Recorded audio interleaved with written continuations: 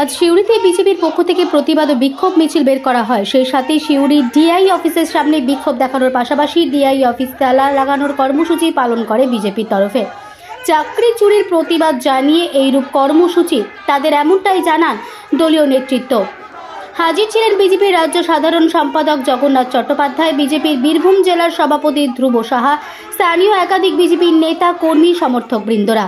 মুখ্যমন্ত্রী পদত্যাগের দাবি সহ একাধিক দাবিকে সামনে রেখে এদিন বিজেপির নেতৃত্বের সোচ্চার হতে দেখা যায়। চাকরিহারা একজন শিক্ষককেও এদিনে বিশেষভাবে সোচ্চার হতে লক্ষ্য করা যায়। বীরভূমের সিউড়ি থেকে মোহাম্মদ সফিউল আলমের report, smile India news Bangla. আমরা ডিআই অফিস, চোরেদের কারখানা, চোরেদের স্টেশন বন্ধ করতে এসেছিলাম। ডিআই অফিসে তালা মেরে দিয়েছি। এই আমার হাতে চাবি।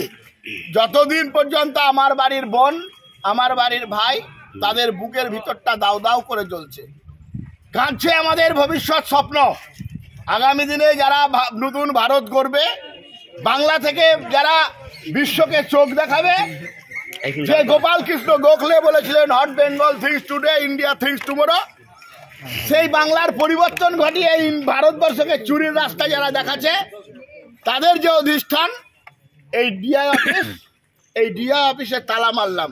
এই চাবি থাকলো বন্ধ, ডিআই অফিস চাবি নিলাম, চললাম। আমি এখানে বিজেপির একটা বিক্ষোভ সমাবেশ হচ্ছে বলেই ভেবে নেবেন না আমি বিজেপির সমর্থক। আমি কারোরই সমর্থক নই, আমি তারই সমর্থক যে যারা আমাদের হয়ে কথা বলবে, তাদের সমর্থক। আর আমি বলতে চাই যে চাকরিটা আমি ছেড়ে দিতেই পারি যদি আমাকে যদি 1% আমার কোনো ফল্ট আছে এটা আমাকে কেউ বলে দিতে পারে। বিচার ব্যবস্থার কাছে এটাই আমার অনুরোধ যে আমার চাকরিটা নেওয়ার আগে আমার দোষটা কোথায় সেটা তো আমাকে পরিষ্কার করে বলে দেওয়া হবে। আপনারাই বলুন না, এটা কি অন্যায্য কথা? আমি তো একটা সাধারণ নাগরিক, আমার নাগরিক হিসাবে আমার দেশ আমাকে এইটুকু দেবে না? আমাদের থেকে শুধু সার্ভিস নেবে? বাঁচতেই পারলো না, এতদিন ধরে বাঁচতে পারলো না, না বাঁচার সদিচ্ছা নেই, সেটা নিয়েই তো প্রশ্ন। কেন বাঁচতে পারবে না? আর বাঁচার দায় কি আমাদের? আমরা পরীক্ষা দেবো আবার আমরাই বেছে দেব না? যারা পরীক্ষা নিয়েছিল তাদের দায়িত্ব। আর বাঁচতে পারুক আর নাই পারুক, আমাদের মতো নিরীহ মানুষের উপর দিয়ে অনুমানের ভিত্তিতে আমাদের চাকরিটা নিয়ে নেবে আর সামাজিক আর অর্থনৈতিক সংকটের মুখে আমাদের কেন পড়তে হবে? আমাদের কি দোষ ছিল? সব এটা তো জলের মতো পরিষ্কার।